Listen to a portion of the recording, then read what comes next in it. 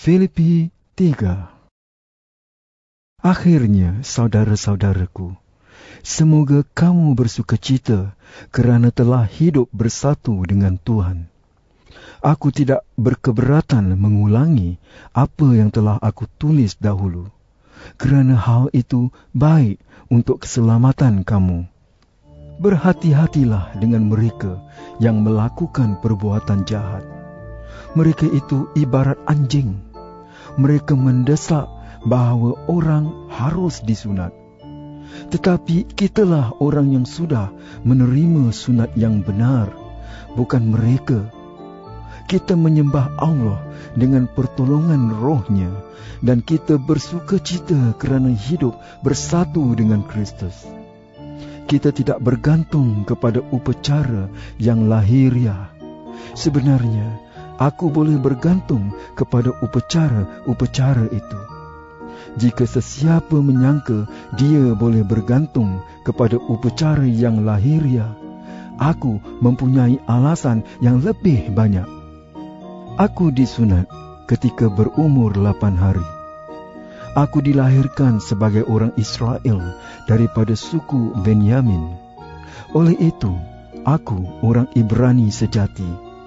Dalam hal mentaati hukum agama Yahudi, aku tergolong orang Farisi. Aku sangat bersemangat melakukan apa yang aku anggap sebagai kehendak Allah, sehingga aku menganiaya orang yang percaya kepada Kristus.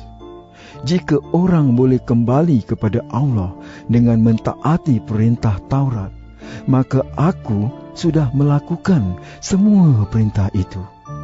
Tetapi kerana apa yang sudah dilakukan oleh Kristus bagiku, semua yang dahulu aku anggap sebagai menguntungkan, kini merugikan. Bukan sahaja hal-hal itu aku anggap merugikan, tetapi semua hal lain yang biasa aku lakukan, sekarang aku anggap merugikan. Dengan demikian, aku akan mendapat apa yang jauh lebih menguntungkan, yaitu mengenal Kristus Yesus sebagai Tuhanku. Kerana Kristus, aku telah meninggalkan segala perkara yang biasa aku lakukan. Aku menganggap semua itu sebagai sampah sahaja, supaya aku boleh mendapat Kristus dan bersatu dengan Dia. Hubungan baik dengan Allah tidak aku peroleh dengan jalan taat kepada Taurat. Tetapi sekarang aku mempunyai hubungan baik dengan Allah kerana aku percaya kepada Kristus. Hubungan baik itu datang daripada Allah dan berdasarkan kepercayaan kepada Kristus. Inilah satu-satunya keinginanku, mengenal Kristus dan mengalami kuasa yang membangkitkan Dia daripada kematian, turut menderita dengan Dia dan menjadi seperti Dia dalam hal kematiannya. Aku berharap Allah akan menghidupkan aku semula daripada kematian. Aku tidak berkata bahawa aku sudah berjaya melakukan semua yang harus aku lakukan ataupun sudah menjadi sempurna. Tetapi aku terus berusaha dengan sungguh-sungguh untuk memenangi hadiah yang disediakan oleh Kristus Yesus. Itulah tujuan Kristus Yesus menjadikan aku miliknya. Saudara-saudaraku, sebenarnya aku tidak menganggap bahawa aku sudah berjaya memenangi hadiah itu. Tetapi satu perkara aku lakukan. Aku melupakan apa yang di belakang dan berusaha dengan gigih untuk mencapai apa yang di hadapan. Itulah sebabnya aku berlari terus ke arah tujuanku untuk memenangi hadiah itu. Hadiah itu hidup sejati dan kekal yang merupakan panggilan Allah kepadaku melalui Kristus Yesus.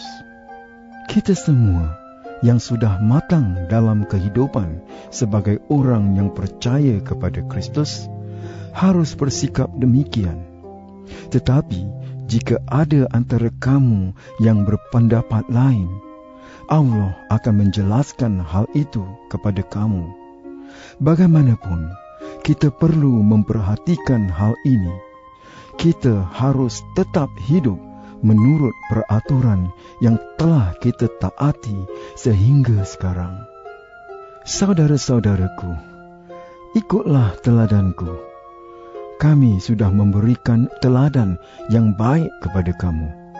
Oleh itu, perhatikanlah orang yang mengikut teladan kami itu. Apa yang akan aku beritahukan kepada kamu, sudah banyak kali aku katakan kepada kamu dahulu. Dan sekarang, aku mengulanginya lagi dengan tangisan. Banyak orang dengan kehidupan mereka sudah merosakkan erti kematian Kristus di kayu salib. Hidup orang seperti itu akan berakhir dengan kehancuran, kerana mereka bertuhankan keinginan tubuh mereka sendiri. Mereka membanggakan hal-hal yang seharusnya memalukan. Mereka hanya memikirkan perkara-perkara duniawi. Tetapi kewarganegaraan kita di syurga, dengan penuh harapan, kita menanti-nantikan kedatangan penyelamat kita, Tuhan Yesus Kristus, dari syurga.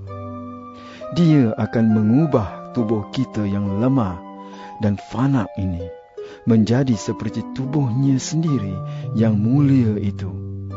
Dia dapat melakukan hal itu kerana dia memiliki kuasa untuk menaklukkan segala sesuatu.